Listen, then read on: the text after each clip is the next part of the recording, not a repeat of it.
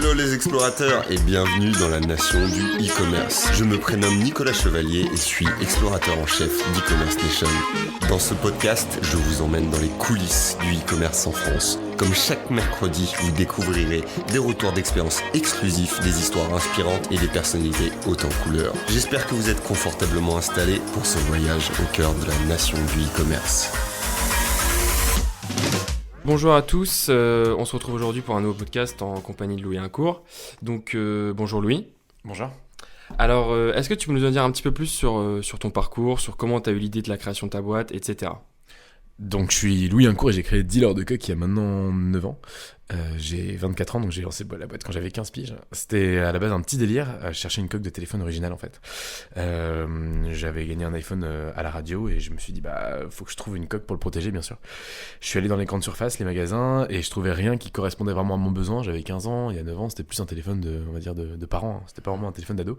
Et je me suis dit tiens, je vais regarder sur internet, et j'en ai trouvé plein en Chine. Le problème c'est qu'à l'époque il n'y avait pas AliExpress, il fallait commander des grosses quantités. Donc tout simplement j'ai commandé 100 pièces, 125 $. Ça représentait à peu près une centaine d'euros. Et j'ai tout revendu en 3 semaines. J'ai revendu à la base à des potes, à des profs, et puis quelques personnes sur le bon coin. Et puis j'en ai gardé une dizaine pour moi pour avoir plein de couleurs différentes. Ça devait s'arrêter là, sauf qu'il y a un prof qui m'en a redemandé. J'avais plus la couleur et donc j'en ai racheté. Et au final, je me suis dit en fait, il y a un petit business derrière. Et c'est comme ça en fait qu'est née la boîte Dealer de Coq. En gros. Donc une idée qui part de pas grand chose au final, mais qui t'amène à un grand business. L'idée de Dealer de Coq, oui, c'est rien du tout. C'est vraiment juste, j'ai un besoin, il faut que j'y réponde. Et en fait, je me suis rendu compte qu'il y avait d'autres personnes qui avaient ce besoin-là, et j'étais le seul à pouvoir y répondre. C'était surtout ça. Et donc de se dire, je vais racheter d'autres coques, je vais les vendre sur eBay, sur Le Bon Coin. Et puis, au bout de quelques mois, je me suis dit, le problème de ces marketplaces, Le Bon Coin, il faut se déplacer, c'est casse-pied, il faut répondre au téléphone. eBay, c'est un peu plus processisé, automatisé, mais il y a des frais. Donc je vais créer mon propre site, dealerdecoq.fr. Donc j'ai créé très rapidement le site, en 2011, le site dealerdecoq.fr, et c'est là où il y avait les premiers produits que j'achetais en Chine et que je revendais, de l'achat-revente tout simplement.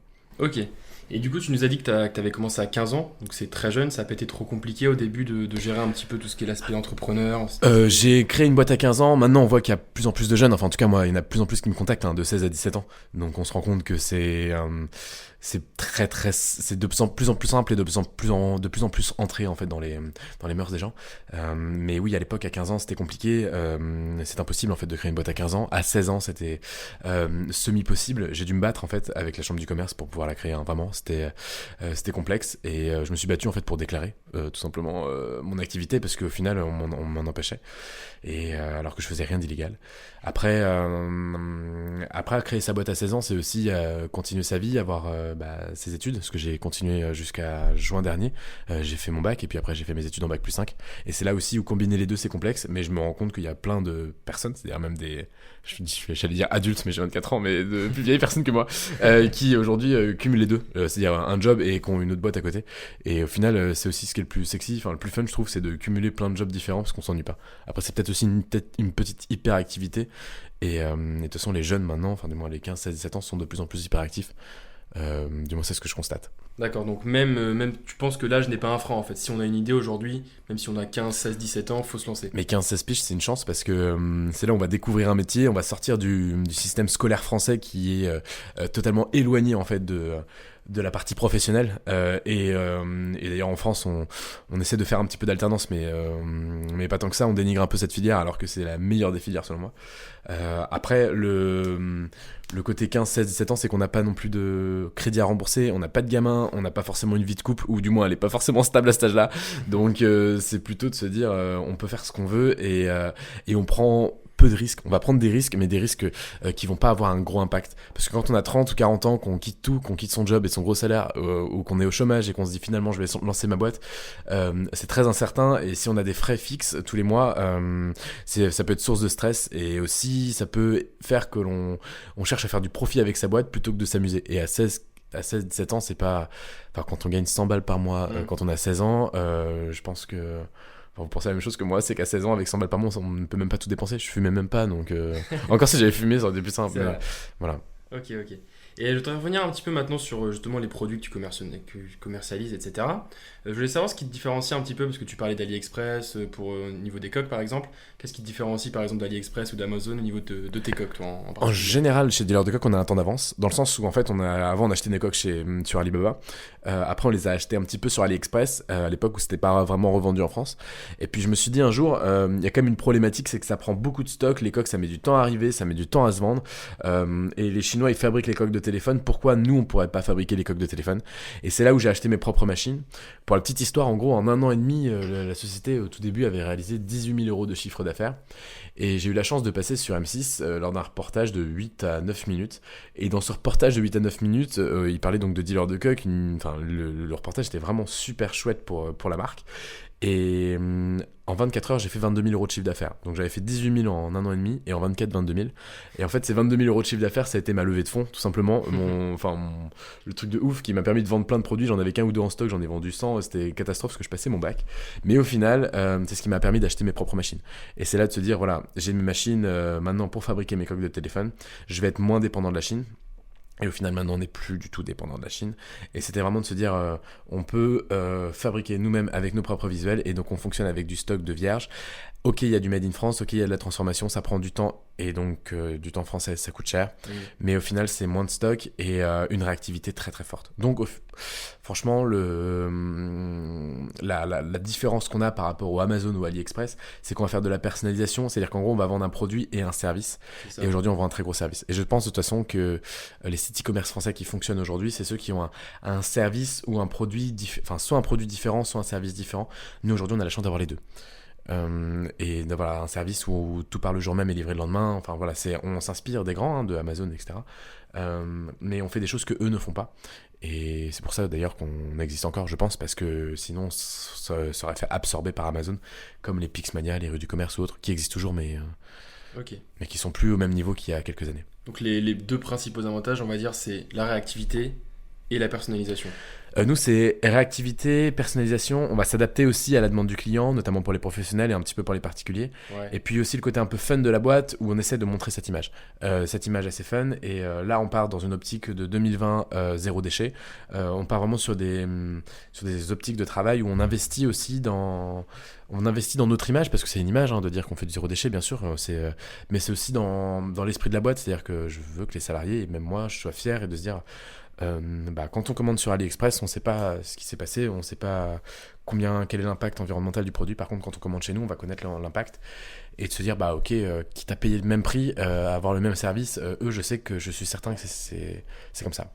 Ok, donc j'allais te demander un petit peu ce que tu voyais sur l'avenir au niveau de ton entreprise. Peut-être que du coup le zéro déchet en fait partie. Ça en fait partie. C'est plutôt au niveau de la politique de l'entreprise. Ouais. Après, au niveau des produits, nous, à la base, on est parti sur des coques de téléphone. Aujourd'hui, on imprime tout et n'importe quoi. D'accord. Au niveau de notre activité, on a vraiment 3 pôles. C'est le site dealerdecoques.fr qui est pour les particuliers. On fournit plein d'entreprises pour qui on fournit les coques de téléphone, mais pas que, du textile, des mugs, des briquets. Là, on a fait des rouges à lèvres pour une grande marque française. Je peux pas la citer, mais on a fabriqué toute la partie prototypage, où on imprime le produit en 3D, pour avoir tout simplement le tube de rouge à lèvres, et juste après, on imprime leur logo dessus, ce qui fait qu'ils ont un prototype en à peu près 6 heures, alors qu'avant il fallait compter pratiquement 6 à 7 semaines pour qu'ils aient un prototype terminé. Ah oui, et donc en gros c'est aussi accélérer et c'est travailler sur d'autres marchés. En gros chez Dealer de Coques, on va sur un marché de niche, on le dégomme, et une fois que tout le monde est dessus, on y reste, et c'est là où voilà, on a rentabilisé les machines, etc. On est dessus et on veut en gros devenir une imprimerie qui fait pratiquement tout, mais sans communiquer à balle dessus, c'est-à-dire que c'est vraiment sur du bouche à oreille, parce qu'on est sur de la dernière minute, c'est-à-dire que nous on est ouvert les jours fériés, on travaille le week-end s'il le faut. On est vraiment une sorte de réactivité, on répare les pots cassés de nos concurrents la plupart du temps, ou des boîtes de com qui sont à la bourre. Donc, et sans avoir des prix exorbitants, quoi. Donc c'est aussi s'amuser, parce que l'avantage de faire tout ça, c'est qu'on voit plein de choses différentes. Comme je disais, j'ai passé 9 ans dans ma boîte, j'ai 24 ans, et les millennials, ma génération, ça reste 1 ou 2 ans dans une boîte et après ça part. Donc moi je me suis dit, il y a 2 options, soit je crée tous les 2 ans une boîte, ou sinon j'arrive à changer de job en fait dans la boîte tous les 2 ans, et c'est un peu ça le truc. Diversifier. Exactement, diversifier. Aujourd'hui, je ne savais pas ce que j'allais faire de ma journée et je suis avec toi. Voilà, c'est plein de choses différentes, et tous les jours, et ça c'est archi enrichissant. Et le gros problème, c'est qu'on n'arrête jamais. donc on dort pas beaucoup, mais Ouais. ça c'est fun. Après, je suppose que tu es aussi captivé par ce que tu fais, etc. Donc, Quand on est passionné, c'est ça voilà. exactement. Ouais, on arrive à chaque fois à travailler. Enfin, je reprends l'exemple. Hier, j'étais dans un bar, j'ai passé 6 heures dans un bar avec des amis, et à la fin, j'ai vendu pour 500 euros de produits au bar, alors que c'était pas Donc, on du peut tout vendre prévu. partout, en Mais fait. On peut vendre exactement. partout. Et je me suis dit, mais putain, mais qu'est-ce que je suis? Enfin, je suis horrible de faire ça. Et au final, mes potes trouvaient ça trop drôle, et moi aussi. Et je me suis dit, mais en fait, c'est vraiment fonctionner au feeling et de se dire, il y a du business partout. Et quand quand c'est fun, on y va. Enfin, j'ai appris un truc. On m'a dit ce que je suis. Il y a un an, on m'a dit, quand tu veux quelque chose, il faut y aller parce que de toute façon, si tu vas pas, tu l'auras pas. Et donc maintenant, c'est ce que je me dis toujours, c'est si je veux quelque chose, j'essaye. Et puis au pire des cas, je me prends un gros vent, mais en même temps, je regretterai pas de pas y être allé. Ouais, c'est vrai, c'est l'état d'esprit à avoir, je pense, en tant qu'entrepreneur. C'est très compliqué à avoir parce qu'il faut avoir confiance en soi, et ça, c'est pas simple. Mais en fait, il n'y a pas forcément besoin de confiance en soi, il faut juste se dire, bon, allez, je prends. Enfin, on va pas dire un mot, mais voilà, j'y vais, je fonce quoi. C'est ça, on a compris. Je Ouais, pense. c'est ça, exactement. Et du coup, je voulais voir aussi un petit peu les acteurs en France, parce que j'ai cru comprendre que tu faisais pas que des coques et d'autres produits, mais aussi pour des acteurs assez conséquents en France. Après, je sais pas si tu peux. Alors, si, on peut les citer. quelques-uns, si. Nous, en gros, en entreprise professionnelle, pour qui on a travaillé ou on travaille, il va y avoir Danone, il va y avoir McDonald's, la SNCF, la Poste, enfin des très grosses boîtes pour qui on va fournir les coques de téléphone. On travaille aussi avec SFR, D'accord. pour qui en fait on fournit pour toute la partie entreprise de SFR les produits personnalisés. Et après on est sous-traitant aussi, puisque c'est une autre activité de dealer de coques. C'est-à-dire qu'il y a ce qu'on appelle le dropshipping. Donc dropshipping, c'est un truc qui est archi à la mode, où en gros, pour ceux qui connaissent pas, c'est très simple, hein, on a un site internet, pour lancer votre site de dropshipping, si vous avez un ordinateur, vous créez un site sur Shopify ou PrestaShop, vous ajoutez tous vos produits que vous voyez sur AliExpress, et quand une commande est passée, elle est passée directement chez AliExpress et c'est envoyé au client final. Et ben nous on fait la même chose, hein. En fait on s'inspire à chaque fois d'AliExpress. On a 2 ans d'avance sur AliExpress en général, 2 ans, quand mais même. on n'arrive jamais à percer comme eux. C'est peut-être le modèle français, je sais pas. Mais en gros, parce qu'AliExpress fait très peu de personnalisation aujourd'hui, mais on est toujours à un temps d'avance et sur ce qu'ils ne font pas.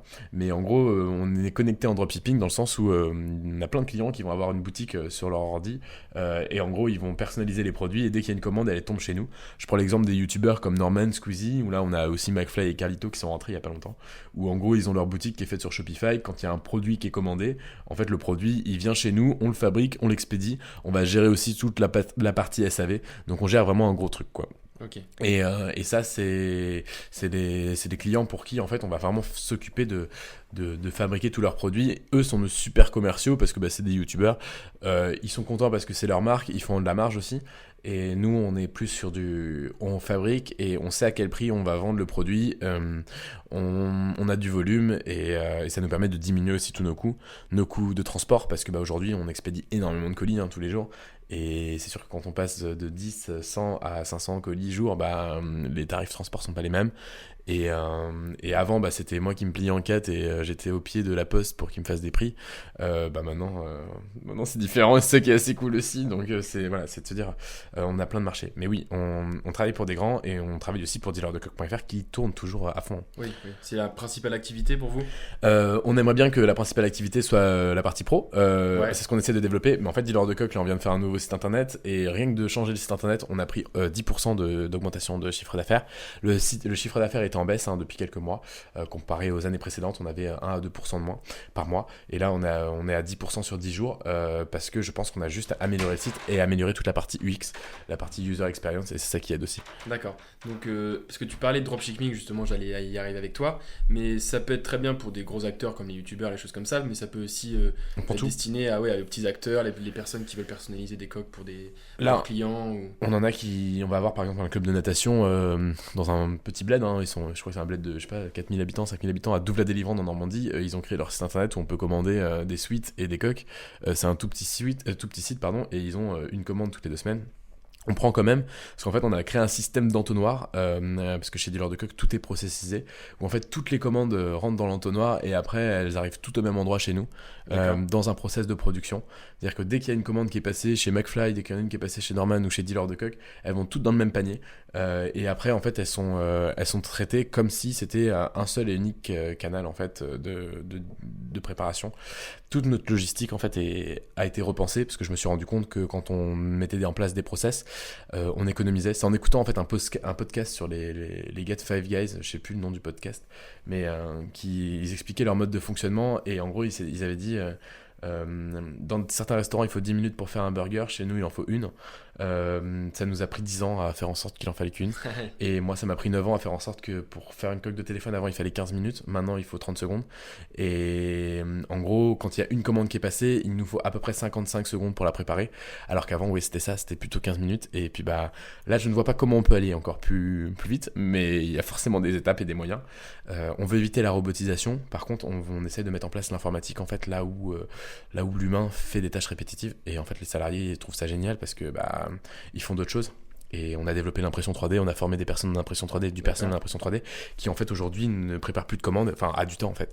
On dégage du temps pour les salariés, D'accord. pour qu'ils fassent d'autres trucs, mais on les remplace pas. Mais par contre aussi on est plus rentable dans le sens où oui, bah maintenant si on met... si un salarié, il prépare, je sais pas, 50 commandes en une heure au lieu d'en préparer 5-6, c'est sûr que c'est différent, quoi. C'est sûr. Mais du coup, vous occupez tout ce qui est logistique de votre côté quand c'est en dropshipping. On fait Vous tout. préparez la commande, vous envoyez, vous... Chez Dealer de Coq, on internalise tout, on ne sous-traite rien. D'accord. Hormis la partie informatique. Mais sinon, tout est internalisé parce que on veut maîtriser les coûts et on veut devenir fournisseur, on veut devenir sous-traitant. D'accord. Et je considère que si on veut en fait se mettre une dimension un peu industrielle dans la fabrication des produits personnalisés, il faut qu'on soit là-dedans. On a en gros des produits de qualité et la qualité vient du fait que ce sont des produits qui sont fabriqués à la base de façon artisanale. Okay. Et ça on veut le garder. Et c'est un peu comme les biscuits ou autres. Je prendrais pour ceux qui connaissent un peu la Normandie, l'épicerie Jeannette, ils font des madeleines, ils ont réussi à garder quand même un goût en industrialisant un process, mais de façon ils ont industrialisé l'artisanat, et bah c'est un peu ce qu'on essaie de faire. D'accord. Pour garder vraiment cette qualité et ce contrôle et faire en sorte que quand le client reçoit une coque de téléphone, bah, si jamais il y a un souci, on va l'appeler avant qu'il reçoive le produit pour gagner du temps et pour éviter des retours, etc. Et une déception client. Un regard humain. Enfin, en fait, il y a besoin d'humain. Ouais, en fait, c'est tout bénef au final. Oui, bien sûr, c'est tout bénef pour nous. Et puis, c'est plus fun aussi. Enfin, voilà, et c'est ce qui nous permet de maîtriser aussi toutes les machines et de les transformer. Enfin, je veux dire, on a imprimé il y a pas longtemps, on a une machine qui fait des t-shirts. On l'a transformée pour imprimer sur des Converse. On l'a transformée pour imprimer sur des caleçons. On est en train de sortir des caleçons pour une marque qui s'appelle Jean-Michel Panda. On est en train de sortir des Converse pour une autre marque, on peut pas forcément dire le nom. Et pour des graphistes, c'est vraiment de se dire, on va sur du design et sur des... Enfin, on a des projets de ouf en fait en impression. Et se dire que Dealer de Coq, on n'imprime pas du papier, on imprime sur de l'objet. Et on imprime des choses que personne ne sait faire. Et c'est là aussi où on va avoir notre différence, tout en gardant un prix canon. C'est-à-dire que le but, c'est pas de se gaver, le but, c'est de s'éclater. D'accord. Et à partir du moment où on a lancé un produit, par exemple pour les rouges à lèvres, là maintenant, je sais que je peux aller démarcher une dizaine d'autres clients. J'ai fait le travail avec un client. Je vais pouvoir aller démarcher les autres en mode, voilà, nous, on a imprimé ça. Si vous voulez gagner du temps, venez chez nous. Et ça marche. Et c'est aussi, voilà, de se dire, jamais j'aurais pensé il y a 9 ans, ou même il y a 2 ans, imprimer pour cette marque des rouges à lèvres, j'aurais pensé imprimer des coques, bien sûr, mais pas des... Vous pensez pas diversifier autant. Mais non, c'est ça, se diversifier autant. Et en fait, c'est génial.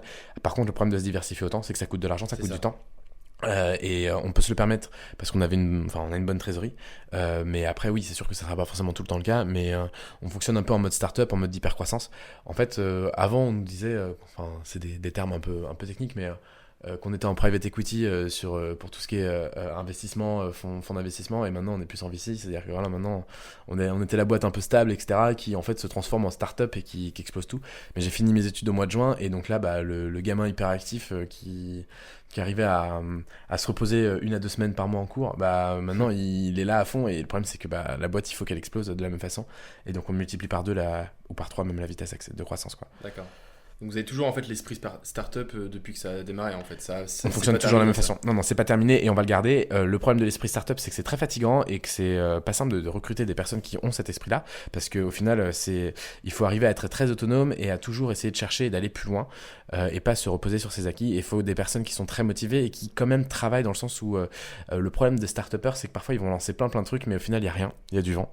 Et le but, c'est de pas arriver à produire du vent, mais arriver à produire quelque chose. D'accord. Donc avoir des idées, oui, et les mettre en place. Le plus souvent, c'est j'ai l'idée, on travaille ensemble, je lance l'idée et après je transfère le process pour que le développement se fasse avec quelqu'un d'autre. Okay. Donc c'est vraiment idée, lancement et après développement par quelqu'un d'autre. De toute façon, c'est le process de start-up. Mais et c'est en testant plein de marchés qui fait que peut-être qu'un jour on trouvera notre énorme business model ou notre super business model, parce qu'au final on n'en a pas pour l'instant. J'espère pour vous. Ah, vous n'en avez pas vraiment On a plein d'idées, on a plein de business, on est rentable en fait, donc oui. Au final on a un business model, oui, mais on a... Ça se trouve, un jour, on découvrira la perle qui fera qu'on va on va cartonner sur un marché et en fait on est toujours prêt à ça et on teste. Toujours à l'affût des dernières nouveautés, ce qui peut se passer sur le marché, sur les... Ah bah, je voyage énormément, je suis tous les 2 semaines à l'étranger pour voir d'autres choses, voir des pays, des pays, des cultures ou même voir juste Ah ouais, vraiment dans le cadre professionnel en fait. la plupart du temps. Bien sûr, je fais des voyages Oui, perso, normal. mais professionnellement, oui. Par exemple, là, je pars en Allemagne. Je reviens, j'étais en Angleterre ce week-end. Je pars en Allemagne vendredi, en Allemagne pour un salon et pour aller visiter deux entreprises qui ont installé l'automatisation de la préparation de commandes, enfin plein de trucs en fait. Ok. Je leur demande au culot d'aller les voir. Est-ce que je peux venir vous voir? En fait, je vois ça sur internet où j'écoute des podcasts et je me dis, et c'est d'ailleurs ce que je dis aussi là, si vous voulez venir nous voir et nous rencontrer, c'est avec grand plaisir, voir comment on fonctionne. Parce que bah, au final, c'est ça qui me forme et qui me fait me dire, ok, il y a ces pistes-là. Et par exemple, d'aller au Vivatech, enfin, je veux dire, il n'y a aucun intérêt pour moi d'aller au Vivatech à Paris, mais en fait, si je vais voir plein de boîtes et de voir plein d'idées et des gens qui ont des idées, parfois juste en discutant avec eux, tu te dis, en fait, il y a ça à faire. Enfin, c'est vraiment bizarre, genre, alors je pourrais très bien vivre sur les acquis, sur ce que j'ai, mais au final, c'est un besoin en fait de s'alimenter en. Toujours l'esprit entrepreneur, aller plus loin, aller Ouais, je pense que c'est voir ça. plus loin. D'essayer d'aller le plus loin possible, et c'est un peu ça, le gamin de 15 ans qui démarre sa boîte. Enfin, je parle de moi à la troisième personne, c'est bizarre, mais quand j'ai fait ça, c'était de se dire, voilà, enfin, même moi, je essayer de prendre du recul. C'était peut-être aussi d'essayer de me dépasser et de me dire, ok, c'est cool, je gagne de l'argent, mais jusqu'où je peux aller? J'ai mis 100 balles dans la boîte et jusqu'où elle peut aller? Et jamais j'aurais pensé qu'en mettant les 100 euros, je serais aujourd'hui avec une boîte qui en vaut 1 million, enfin plus d'1 million d'euros et qui fait du chiffre, qui est rentable. Et ça, je suis super content. Et c'est une bonne chose, tu disais que tu étais assez ouvert à ce que des personnes viennent voir ton entreprise, un peu comment ça se passe, etc. On fait plein de visites d'écoles. Il y a plein d'écoles qui viennent chez nous. D'accord. Parce que c'est un vivier pour le recrutement. C'est aussi des personnes qui sont nos premiers clients et qui vont nous donner pas mal d'idées parfois. Même les écoles, on les fait travailler sur des nouveaux axes, des nouveaux produits qu'on pourrait développer. Après, on est vraiment sur du 100%, 100% open, c'est-à-dire qu'on ne cache rien, on montre tout. On sait que la concurrence nous écoute, on sait qu'eux ne donnent pas d'informations, mais au final, je me moque qu'ils ne donnent pas d'informations parce que nous, on n'écoute pas forcément la concurrence. D'accord. Parce qu'on considère que. Mon service marketing connaît les concurrents, mais moi, je les connais pas. Ouais. Parce qu'on n'a pas le temps, c'est-à-dire qu'on est vraiment focus sur d'autres choses. Ouais. Et. En fait, vous regardez pas ce que font vos concurrents, mais vous allez directement plus loin. En fait, Le but, c'est d'aller le plus loin, d'aller d'aller le plus loin possible, de voir ce que veulent nos clients, quels sont les process qu'on peut mettre en place. Demain, il y a un concurrent qui lance un truc, on va se dire, ok, cool, il l'a lancé, on va pas aller le copier. Par contre, on va peut-être essayer de faire mieux. Ouais.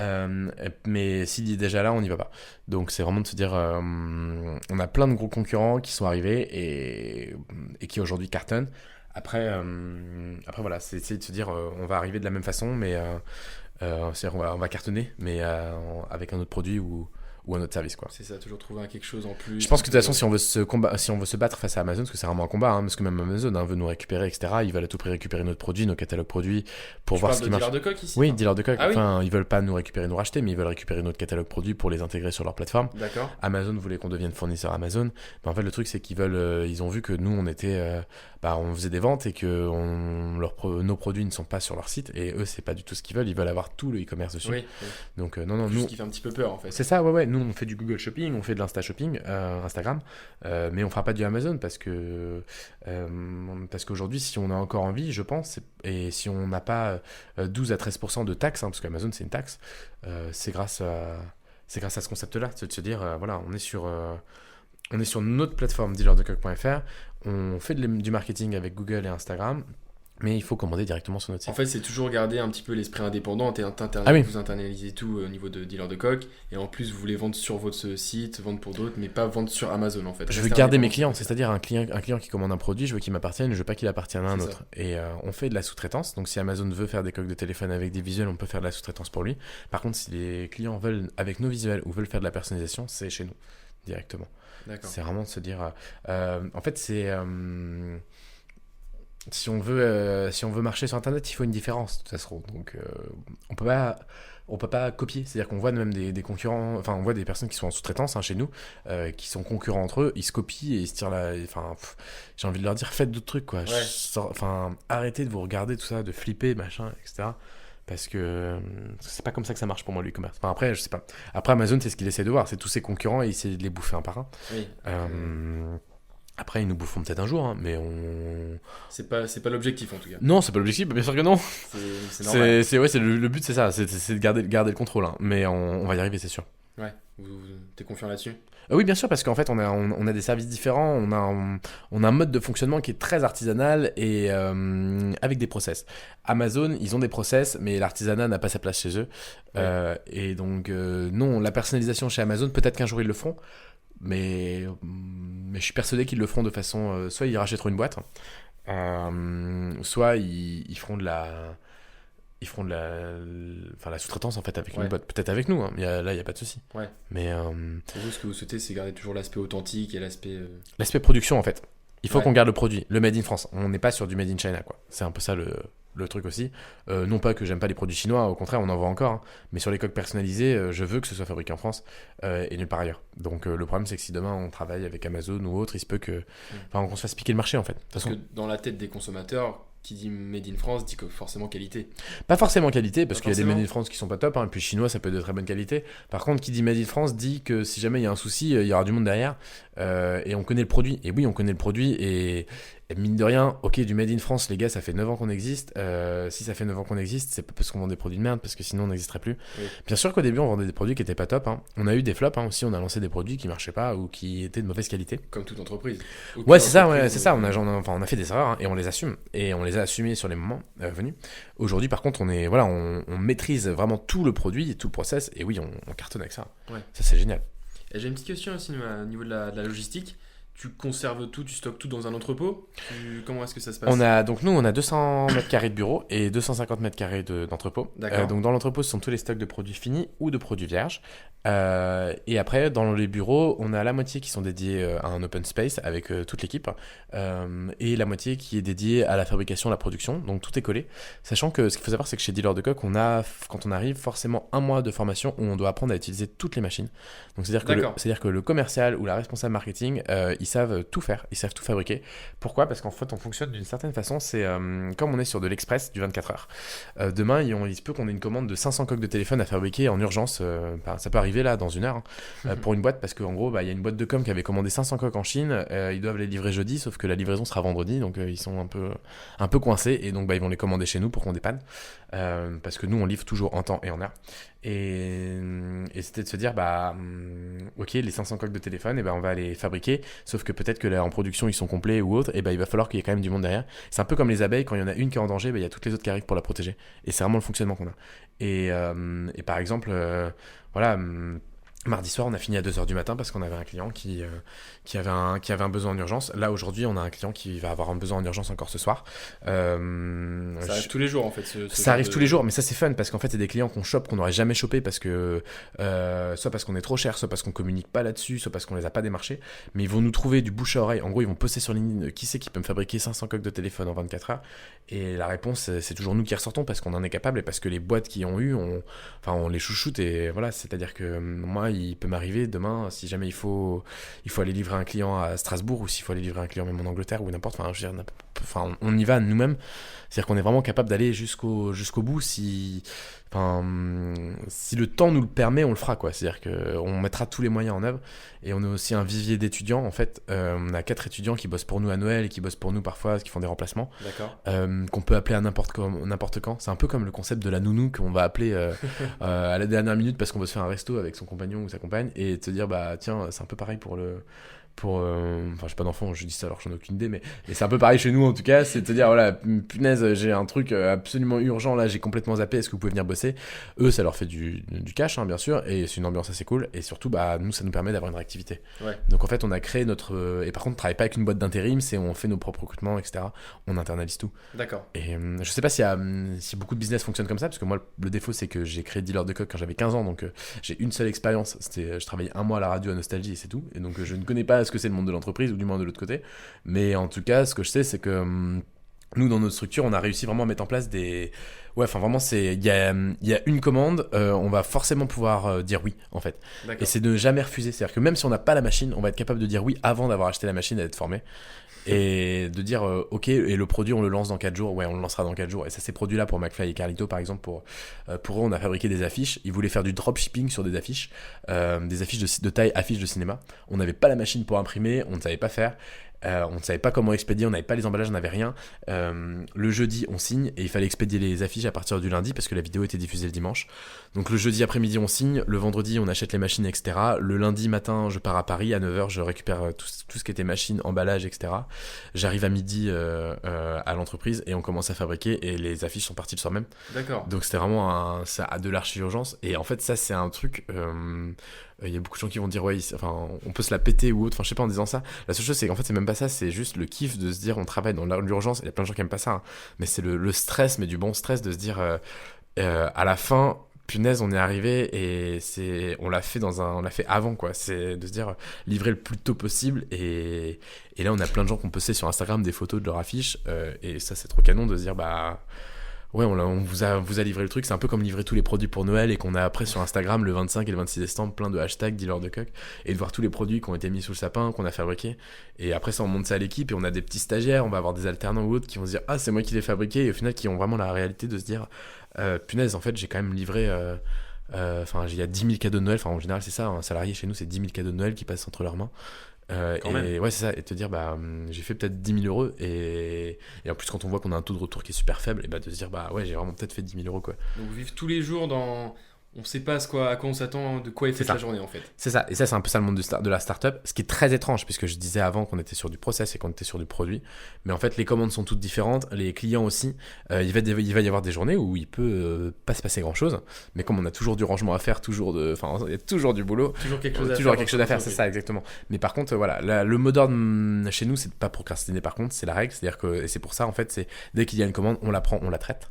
Elle attend pas parce que si elle attend elle est pas traitée parce que c'est ça le problème de travailler en urgence. C'est un peu comme Chronopost ils vont être très bons quand il va falloir livrer le colis en temps et en heure. Par contre si le colis il est resté ou il a été oublié ou s'il y a un souci avec le colis, c'est dès qu'il y a un petit souci là c'est plus compliqué à gérer. Heureusement chez nous on a quand même une personne qui gère ça, c'est-à-dire qui est spécialisée et dédiée en service client et on appelle ça en poubelle, c'est-à-dire le poubelle c'est tous les problèmes. On lui donne tout et c'est cette personne là qui va en gros être chargée de résoudre tous les problèmes et c'est pour ça aussi qu'on arrive enfin voilà, c'est dès qu'il y a un retard sur un client, c'est elle qui va trouver une solution pour qu'on ne soit plus en retard et ça marche. Et enfin voilà, c'est vraiment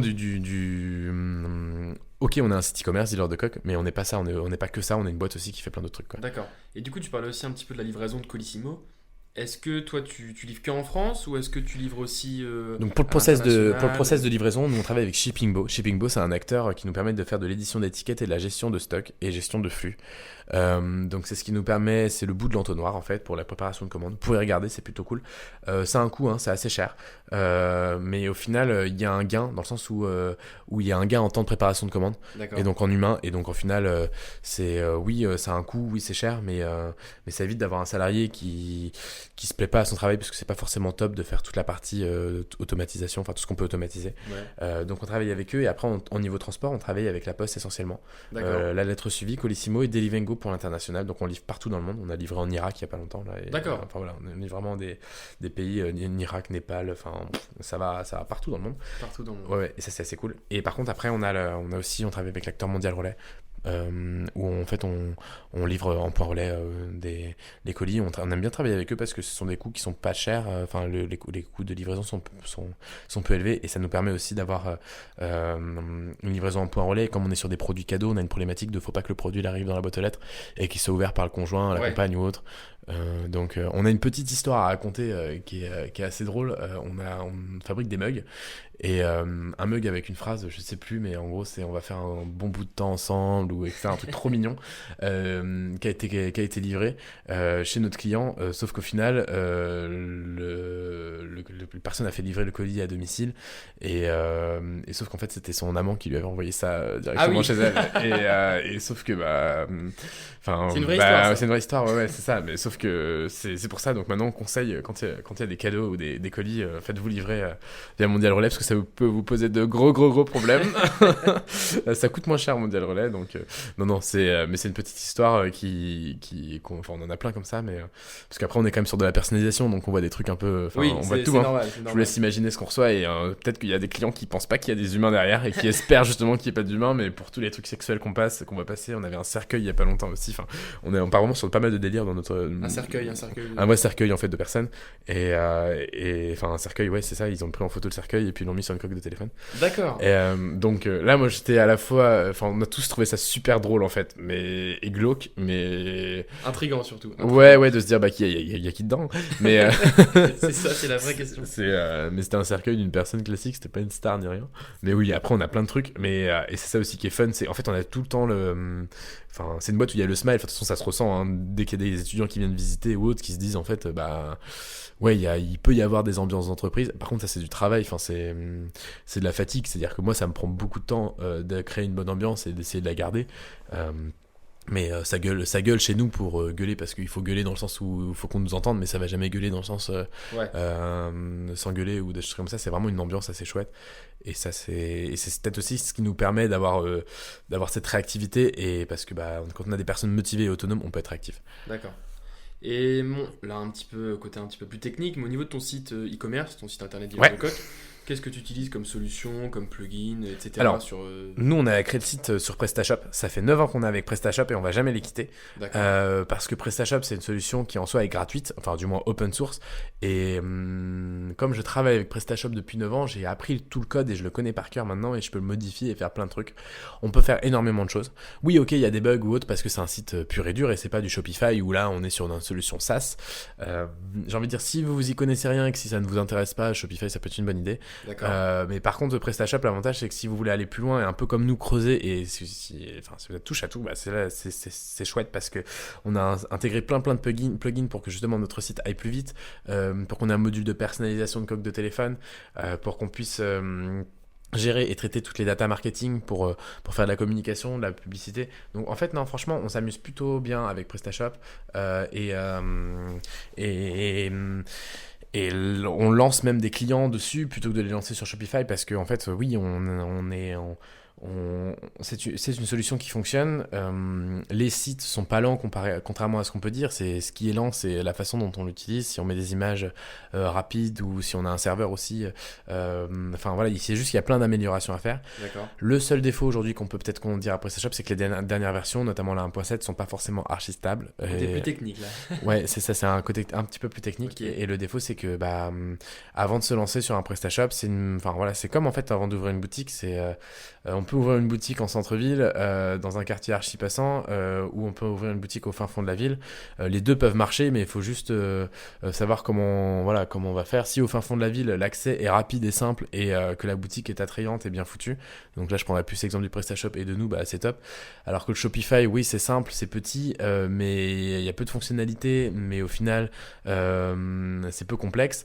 Le défaut de Shopify, c'est que ça coûte cher, ça coûte tous les mois de l'argent. Ouais. Comme être en centre-ville, ça coûte cher, et ce problème, c'est que ce prix, on le paye même si on vend pas. Et alors qu'avec PrestaShop, on paye rien, on paye juste un hébergement. En gros, créer un PrestaShop, ça coûte 40 €, je pense. Donc en fait, tu conseilles PrestaShop pour les personnes qui ont la capacité et l'envie en tout cas de bidouiller un petit peu. Ouais, c'est ça, mais qui débutent ou non, c'est-à-dire que ouais, c'est ça, parce qu'en fait quelqu'un qui s'y connaît rien, qui est nul en informatique, et Shopify tu vas payer, de toute façon tu t'y connais pas, donc oui, il faut payer bien sûr. Par contre quand tu t'y connais, là oui, là il y a, ou même si tu t'y connais pas mais que tu sais que tu peux peut-être t'intéresser au truc, faut foncer sur PrestaShop, parce que c'est un petit peu comme en fait c'est toujours dans l'esprit entrepreneur. Ça c'est il y a l'entrepreneur ou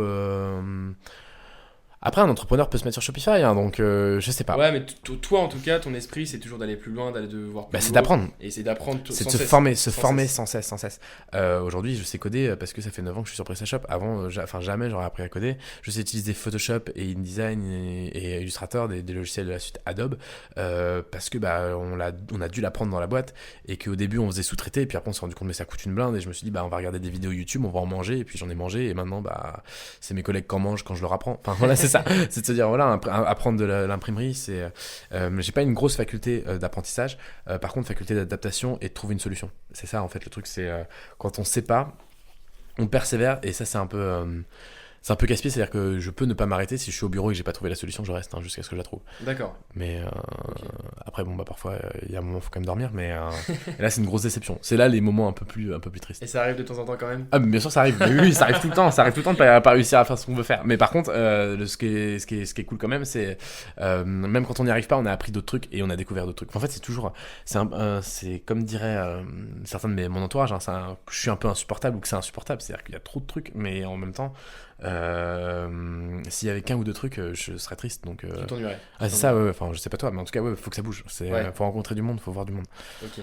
Et du coup, bah, j'avais une petite question au niveau des perspectives de dealer de coq, mais tu en as un petit peu parlé, voilà, de ce que tu voulais faire plus tard, ce que tu voyais à l'avenir pour... C'est de la personnalisation sur des objets très techniques et des trucs que personne ne fait. Aujourd'hui, on était sur des trucs que personne ne fait en France, et là, ce qu'il faudrait, c'est arriver à faire des trucs que personne ne fait dans le monde. C'est un peu ça, ce truc, voilà. C'est de se dire, on veut pas imprimer en 3D, c'est imprimer de la matière. Par contre, on va imprimer de la couleur en 3D, imprimer sur des matières en 3D, des trucs qu'on n'a jamais fait. Et je sais qu'on va y arriver, et on va s'éclater là-dedans. Parce qu'on a déjà des projets. En fait, c'est faire de la R&D, de la recherche, sans avoir des chercheurs. Un petit peu à votre échelle en fait. Ouais, c'est ça. Vous, travailler avec les universités, travailler avec du monde sur qu'est-ce qu'on peut développer, quel est le produit de demain et quels sont les besoins en fait, les besoins futurs. À chaque fois avoir de l'avance en fait. Et au lieu d'avoir 2 ans, avoir peut-être 3 déjà, et puis après 5, et puis... Et vous avez déjà des idées à ce niveau-là? Après, on a des idées, on peut pas en parler malheureusement. C'est normal. Mais on a plein d'idées et on a un produit notamment... dont on a parlé hier soir pendant 7 heures avec un collègue qu'on va lancer. Dans le bar du coup, non? Ouais, c'est ça, dans le bar, ouais. Et bah oui, on a travaillé dans le bar. Au début, c'était juste un after work, et puis après, on s'est dit, mais il y a un projet, et on s'est dit, mais oui, et on s'est dit, bah finalement, on va peut-être bosser dessus. On a bossé dessus, business plan, développement sur Photoshop du premier produit. Enfin, en gros, le projet, il est dans la boîte là. D'accord. Et puis, bah, il n'y a plus qu'à appuyer sur un bouton, mettre les 100 000 euros qui manquent, et on y va. D'accord. Mais bon, on attend un petit peu, on réfléchit, on fait pas les choses trop vite, mais ça peut aller, ça va quand même hyper vite chez moi. En fait, un projet peut se trouver à tout moment en fait. C'est ça. Au sein d'un bar, chez toi, dans c'est ça. l'entreprise. Il y a toujours un moment propice pour ça, et parce qu'en fait, on a développé la créativité et de se dire qu'il faut absolument qu'on ait des moments différents qu'on arrive à sortir. Et en fait, c'est un moment où on travaille pas à la base, hein. C'est-à-dire qu'à partir de 18h, on est en train de boire un coup, et au final, ça vient de mon collègue, hein, c'est de se dire, enfin de ma collègue, de se dire, bah tiens, mais en fait, j'ai envie de créer ça, j'ai envie de développer ce produit, mais je dis, bah ouais, vas-y, on en parle, on réfléchit, ça te dit, et ouais, puis au final, on boit des coups, on mange des tapas, et puis bah au lieu de discuter perso, bah on va discuter peut-être boulot, mais en fait, on s'éclate tellement que en fait, ça devient naturel. ouais, c'est ça, c'est trop fun, mais bon, après ça, ça pourrait faire flipper plus d'une personne, hein, mais pourtant on est des gens cool, on parle pas que boulot, hein. J'ai une vie perso à côté, je sors, c'est ça exactement, je m'amuse, mais j'ai une vie, hein, bien sûr, mais cette vie aussi parfois, c'est vrai que dans un bar, si jamais je sens une ouverture pour aller vendre mes produits et que je me sens bien, bah j'y vais et je discute et je prends un rendez-vous et puis bah là juste après le podcast j'ai encore un rendez-vous ce midi avec un bar de Caen et ouais de se dire bah ça s'arrête pas. Non, puis c'est trop fun parce qu'après moi quand je vais boire des coups, bah je suis au boire des coups chez des gens, ils sont habillés avec nos produits, ils ont des coques avec nos, enfin, et puis je bois dans un verre qui a été fabriqué chez nous, enfin. Ça c'est une fierté ça. Bah ouais, c'est trop cool. Ouais, quand on prend le métro dans Paris et que je regarde les coques de téléphone et que je vois une coque de téléphone qui vient de chez nous, je me dis putain c'est fun quand même, c'est vraiment le monde est petit, mais en fait non, le monde est pas petit, le monde est grand, mais on commence à rentrer dans ce monde-là quoi. C'est le monde des grands. C'est volonté aussi. Ouais c'est ça, bah avant t'es dans le petit monde et puis maintenant on essaie de monter dans le grand monde quoi. Okay. Et puis de toute façon la concurrence commence à se casser la gueule petit à petit. Nous je sais pas pourquoi on est encore là, mais peut-être parce que si on a développé plein de trucs, mais c'est ça aussi, c'est de se dire bah voilà, il restera peut-être plus que nous un jour et donc bah c'est un peu l'espoir aussi. Hein. Oui. Et du coup, est-ce que tu auras un petit conseil pour toutes les personnes qui nous écoutent au niveau du niveau e-commerce? Niveau e-commerce, le conseil que je pourrais avoir, c'est développer le process. Penser au process avant de penser aux clients et au marketing, etc. D'accord. Avant de penser les Facebook ads et etc. Enfin, vous pouvez regarder, hein, nous, mais on fait très peu de publicité payante et on fonctionne quand même. Donc, dépensez pas tout votre argent là-dedans, dépensez votre argent dans le process pour diminuer vos coûts. Et une fois que vous aurez diminué vos coûts, cette diminution de coûts vous permettra de faire justement de la publicité et d'être compétitif par rapport aux autres. Et plus généralement dans l'entrepreneuriat, s'il y en a qui veulent se lancer, on m'a mis plein de bâtons dans les roues. On m'a toujours dit, on m'a dit plein de fois ça marchera jamais. D'accord. Maintenant que j'ai un truc qui marche et qui fonctionne et que les gens ont vu une sorte de crédibilité, on me dit ah mais ouais c'est sûr que ça va marcher avec toi.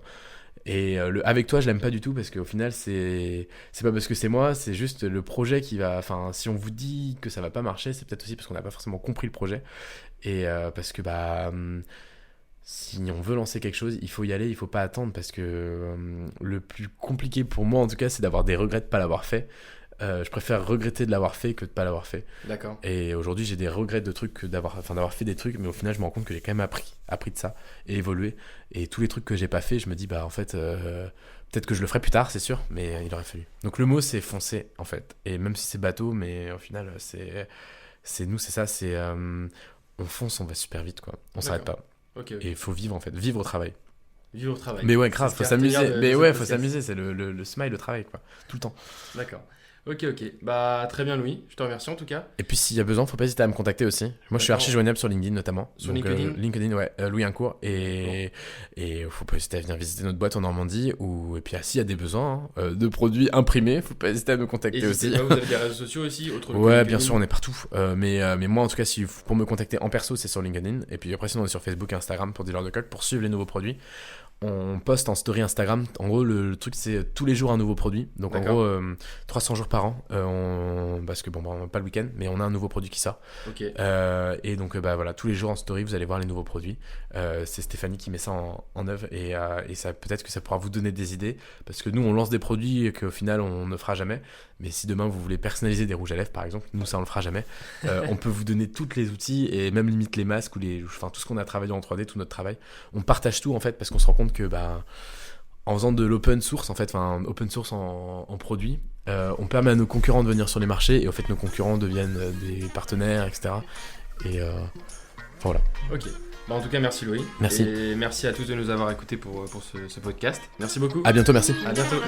J'espère que ce podcast vous a plu. Je vous donne rendez-vous la semaine prochaine pour la découverte d'une nouvelle personnalité.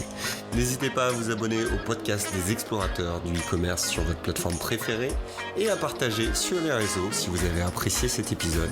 À très vite pour de nouvelles aventures et n'oubliez pas que l'exploration se poursuit sur e-commerce Nation.